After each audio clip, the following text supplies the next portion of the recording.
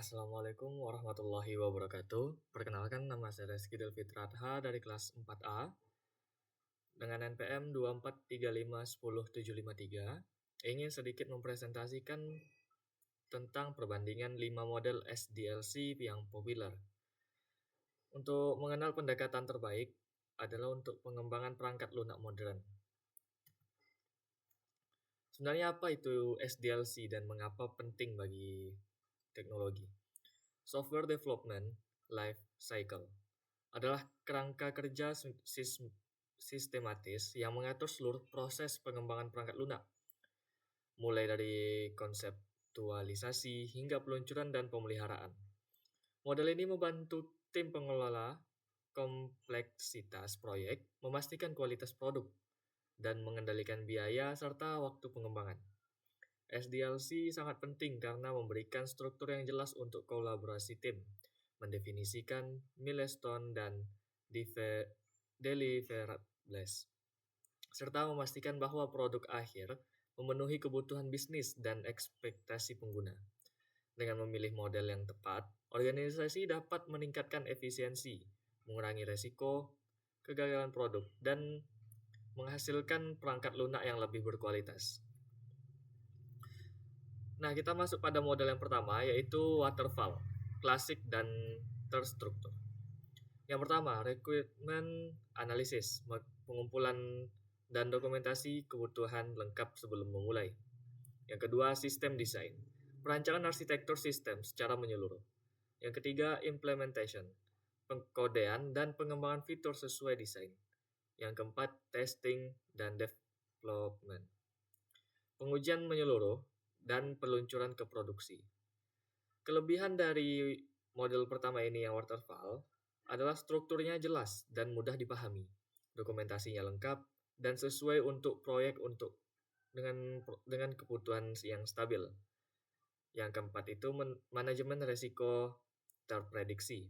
Sedangkan kekurangannya, waterfall ini memiliki kekurangan seperti kurang fleksibel terhadap perubahan, biaya revisi yang tinggi, kemudian tidak cocok untuk proyek kompleks, dan feedback lambat dari pengguna. Waterfall ini cocok untuk proyek dengan kebutuhan jelas dan tidak berubah, seperti sistem embedded atau proyek dengan regulasi yang ketat. Kita masuk model yang kedua, yaitu Agile, fleksibel dan adaptif.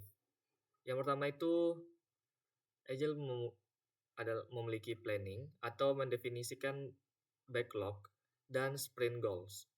Kemudian development, mengembangkan fitur dalam iterasi pendek. Kemudian yang ketiga, delivery, deploy fitur berfungsi kepada pengguna. Yang keempat, testing, pengujian berkelanjutan dan feedback cepat. Agile menekankan kolaborasi, responsivitas terhadap perubahan, dan delivery berkelanjutan. Model ini bekerja dengan iterasi pendek atau sprint, seperti biasanya 1 sampai dengan 4 minggu. Memungkinkan tim untuk menyesuaikan prioritas berdasarkan feedback pengguna. Metodologi populer termasuk Scrum, Kanban, dan Extreme Programming. Model yang ketiga, spiral. Spiral ini berbasis risiko dan iteratif. Planning, identifikasi tujuan dan constraint proyek. Yang kedua, risk analysis, identifikasi dan evaluasi risiko potensial. Yang ketiga, evolution, review hasil dan tentukan iterasi berikutnya. Yang keempat, development, pengembangan prototype atau hasil versi produk. Spiral model menggabungkan keunggulan waterfall dan prototyping dengan fokus khusus pada manajemen risiko. Setiap spiral mewakili satu iterasi pengembangan, dimulai dengan perancangan, analisis risiko, pengembangan, dan evaluasi. Model ini sangat cocok untuk proyek besar dengan tingkat ketidakpastian tinggi dan butuh untuk validasi dini. Model yang keempat yaitu V-model, yang fokus pada verifikasi dan validasi. Pertama kali dia akan ada unit testing. Unit testing ini testing pada level kode individual. Kemudian integration testing, testing integrasi model sistem.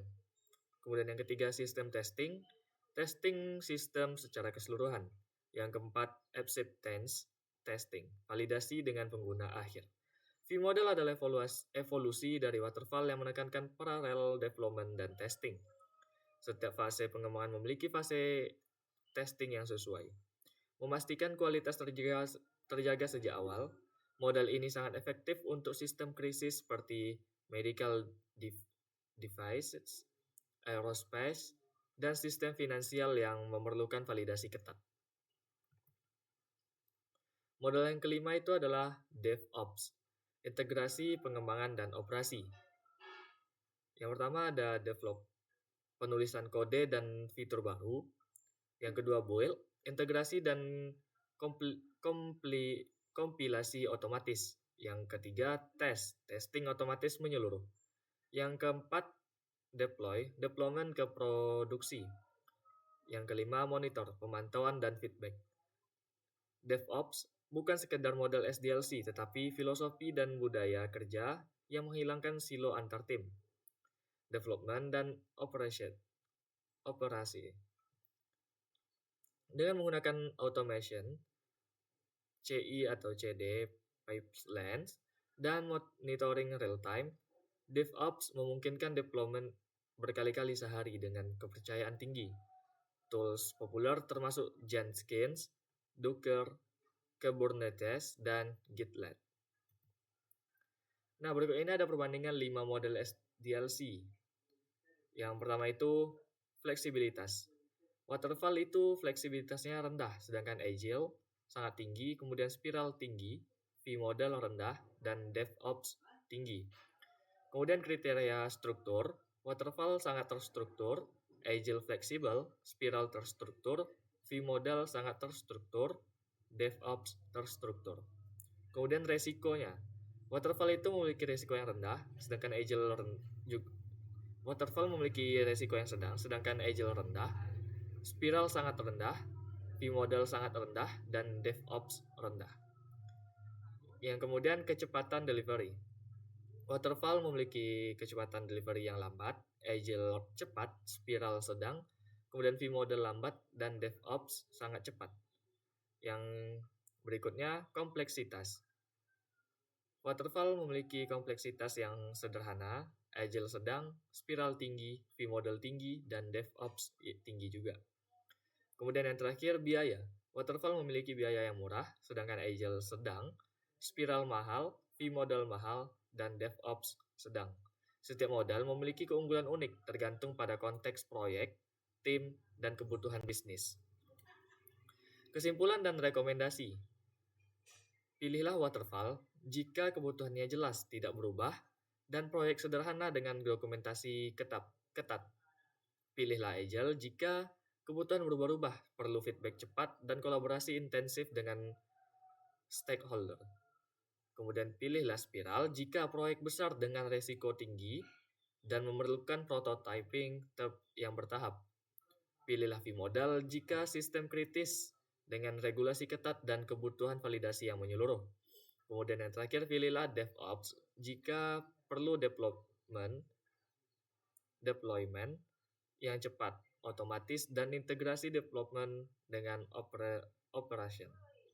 Kadang-kadang hybrid approach seperti Agile Waterfall atau DevOps dengan Agile Practice dapat memberikan hasil terbaik untuk kebutuhan spesifik organisasi Anda.